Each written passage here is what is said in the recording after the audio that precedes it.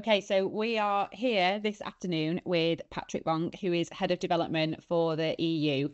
Patrick, you just have some tips that you would like to share for e-commerce brands that are looking to expand globally. So I guess, yeah, can you fire away with your first point? Yeah, sure. Been with Fulfilment Crowd now for the last couple of years as head of development for the EU. I am from the Netherlands and work here in Germany as head of business development for especially for Germany and the Netherlands, but for Europe in general. And yeah, I got some tips definitely for brands who wants to expand into the EU or out of the US or out of the UK. Um, One thing that I find very important, for example, is to understand the cultural differences. Most people say there are no differences in consumer behavior. Yes, there are, definitely in Europe, even per country. As a brand, you should really research the shopping habits of the consumers for that specific country and also tailor your products to it. I think that's really a key to success.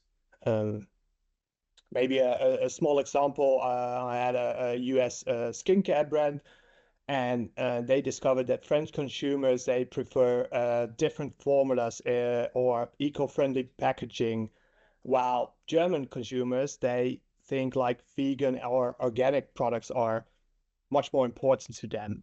So yeah, that's definitely a cultural difference per country.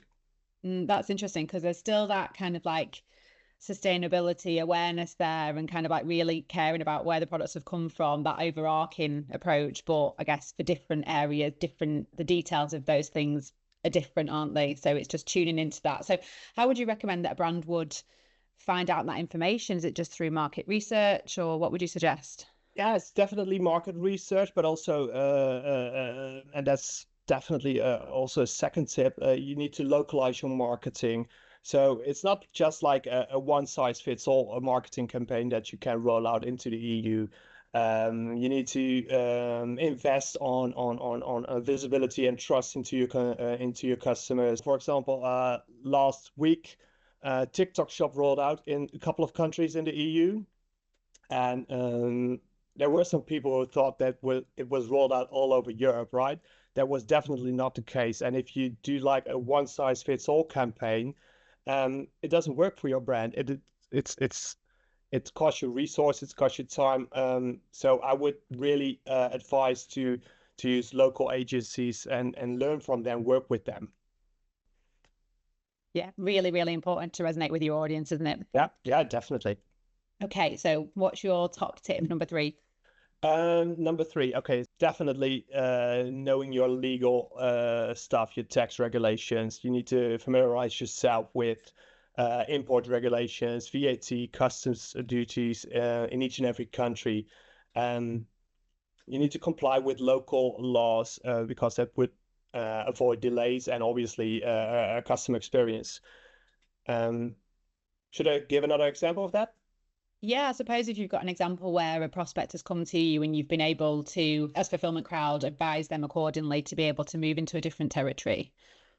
Yeah, definitely. A couple of months ago, a current customer who we onboarded, they were in a very early stage of expanding into the EU. They are from the US and a brand in the health and beauty sector, and they were in a very early stage. So we did not only help them setting up, obviously, with the supply chain and the e-com fulfillment, but we also help them in regards of VAT, ERI numbers, setting up an entity through very local partners here on ground with on ground expertise.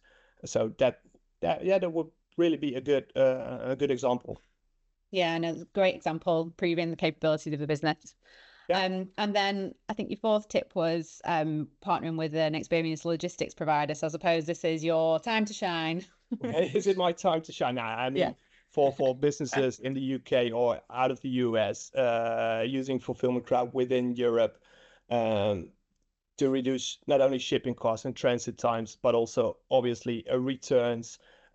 It would really boost your customer experience. One provider who offers multi-channel, omni-channel, multi-carrier, and multi-warehouse solutions. That's us. We've been around for over 30 years now, and we've seen it all. The changes in supply chain, the challenges in supply chain e-com, global challenges, but we also seen the development within the company and the improvement of our new products within our own software. So yeah, that's what makes us unique. Yeah, perfect. That great overview of the capabilities of the business. So really insightful top tips. Thank you so much, Patrick. Anything else to add, or does that really cover everything? It does cover everything of brands into the EU, but it also works the other way around. So brands out of the EU, out of Germany or out of the Netherlands, who wants to expand into the UK, which we are currently doing, people think it's like a struggle, setting up an entity or working with different partners over there. We are on each and every continent, so that means that we can help them with local partners. And out of my experience, it's very easy, very automated to set up your trading business, for example, in the UK. If you are a German brand, there's a lot of time-absorbing bureaucracy, yes, I might say, and the other way around into the UK, it's much quicker. It's my experience.